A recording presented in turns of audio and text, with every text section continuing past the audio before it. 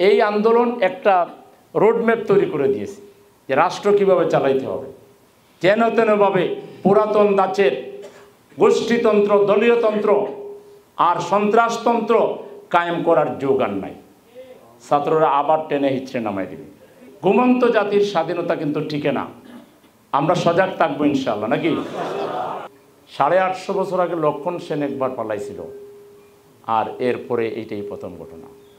এরশাদ কি বলছে তার অফিসাররা, স্যার আপনাকে কোথায় নিরাপদ নিতে হবে, সৌদি আরবে না পৃথিবীর অন্য কোন দেশে আমরা আপনাকে আমাদের বিমানে আমরা নিরাপদে, আপনার গায়ে কেউ হাত তুলবে এটা আমরা হইতে দেব না। তিনি বলছেন না না, আমি কোথাও পালাইয়া যাব না, তোরা আমাকে অ্যারেস্ট কর, আমি জেলে যাব, আমার জনগণের সাথে থাকবো। জেল থেকে ইলেকশন করে 5টা সিটে পাস করছে। আর তিনি এমন দাপটওয়ালা নারী, কত লম্পজম্প করলেন, কত নর্তন কুর্দন করলেন, নাচ গান মদ নারী ক্ষমতার বাহাদুরি জারি জুরি সব কোথায় গেল?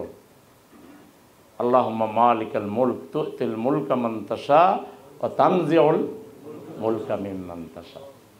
আল্লাহ যাকে চান ক্ষমতা দেন, যার কাছ থেকে ইচ্ছা ক্ষমতা কেড়ে নেন। আমরা জাতি স্বস্তি পেয়েছি আলহামদুলিল্লাহ।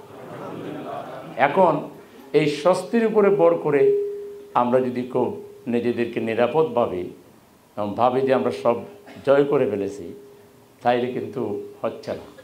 আমাদের প্রত্যেকেরই আমাদের দেশের প্রতি কিছু দায়িত্ব আছে। 18 কোটি মানুষই আমরা এই দেশের মালিক, যদিও বিগত দিনে আমরা মালিক ছিলাম না।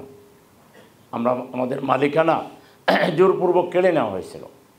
এখন তো আমরা মালিকানা ফিরে পেয়েছি, এখন আমরা স্বাধীন। তাহলে আমাদের করণীয় কি? আমাদের করণীয় হলো যে আমরা যে যার জায়গা থেকে একটা গঠনমূলক, একটা কনস্ট্রাকটিভ, একটা নৈতিক সমাজ, একটা ক্যারেক্টারিস্টিক সমাজ, একটা দায়িত্ববোধ সম্পন্ন সমাজ তৈরি করার জন্য আমাদের ছাত্ররা যে স্লোগান দিয়েছে, সেই স্লোগানকে পুঁজি করে যার যার জায়গা থেকে কিছু কাজ করতে হবে। আমাদের ছেলেমেয়েরা বুঝবে, তারা সঠিক গাইডলাইন যদি পেয়ে যায় যে কোন জায়গায় গেলে তাদের চিন্তার প্রতিফলন ঘটবে, তারা যদি বুঝতে পারে, আলটিমেটলি তারা এই দিকে ফিরে আসবে। তারা খুব স্মার্ট। কয় আমাদের সামনে স্বাধীনতা, পিছনে পুলিশ নামের শত্রু। আমরা হয় দেশকে স্বাধীন করব, আর না হয় আমরা মরেই যাব। আহত হয়ে ব্যান্ডেজে আস্তা পা থেকে মাথা পর্যন্ত রক্তাক্ত, আবার বিকালে মিছিলে চলে আসছে। আমার জীবন তো এখন আছে। আমাদের আমিরে জামাত ডাক্তার শফিকুর রহমান পঙ্গু হাসপাতালে গিয়েছিলেন। রোগীরা কারো পা নাই, কারো হাত নাই, স্লোগান দিয়ে উঠছে। তারপরে উনি একটাকে জিজ্ঞেস করলেন, তুমি এত উৎফুল্ল কেন, পা নাই? কয় যে আমার দেশ স্বাধীন হয়েছে। কয় দেশ স্বাধীন তুমি খুব খুশি? তোমার যে পা চলে গেছে, কোনো দুঃখ নাই আমার। উনি বললেন যদি তোমাকে আরও স্যাক্রিফাইস করা লাগে, আরও যদি কোনো প্রয়োজন হয়, কয় আরেকটা পা আছে না? উনি বললেন যদি তোমার ওই পা চলে যাওয়ার পরে যদি আরও লাগে, কয় তাহলে তো জীবন আছে, আমি জীবন দিয়ে দেব। এইরকম আহত লোকেরাও তাদের আহত হওয়া নিয়ে, পা হারা নিয়ে তারা কোনো ব্যতীত নয়, তারা দেশ স্বাধীন করতে পেরেছে। এই রক্ত কিনা স্বাধীনতাকে অর্থবহ করতে হবে। এই আন্দোলন একটা রোডম্যাপ তৈরি করে দিয়েছে যে রাষ্ট্র কীভাবে চালাইতে হবে। যেন তেনভাবে পুরাতন ধাঁচের গোষ্ঠীতন্ত্র, দলীয়তন্ত্র আর সন্ত্রাসতন্ত্র কায়েম করার যোগান নাই। ছাত্ররা আবার টেনে হিচড়ে নামাই দেবে। ঘুমন্ত জাতির স্বাধীনতা কিন্তু টিকে না। আমরা সজাগ থাকবো ইনশাআল্লাহ, নাকি? সর্বোপরি আপনারা আমাদের জন্য দোয়া করবেন এবং আমাদেরকে একটু পরামর্শ দিবেন।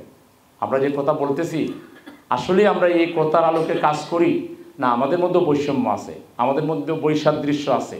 যদি সেটা দেখেন, আপনাদের ছোট ভাই হিসাবে, আপনাদের ভাতিজা হিসাবে, আপনাদের দেশের একজন নাগরিক হিসাবে আপনারা আমাদেরকে সংশোধন করে দেবেন ইনশাআল্লাহ। আপনাদের পরামর্শ আমরা সাদরে গ্রহণ করব। আপনাদের সবার প্রতি অনেক অনেক শ্রদ্ধা, সম্মান, ভালোবাসা জ্ঞাপন করি, শুভেচ্ছা জ্ঞাপন করে আমি আমার কথা এখানে শেষ করছি। ওমা তৌফিক ইল্লা বিল্লাহ। আসসালামু আলাইকুম ওয়া রাহমাতুল্লাহি।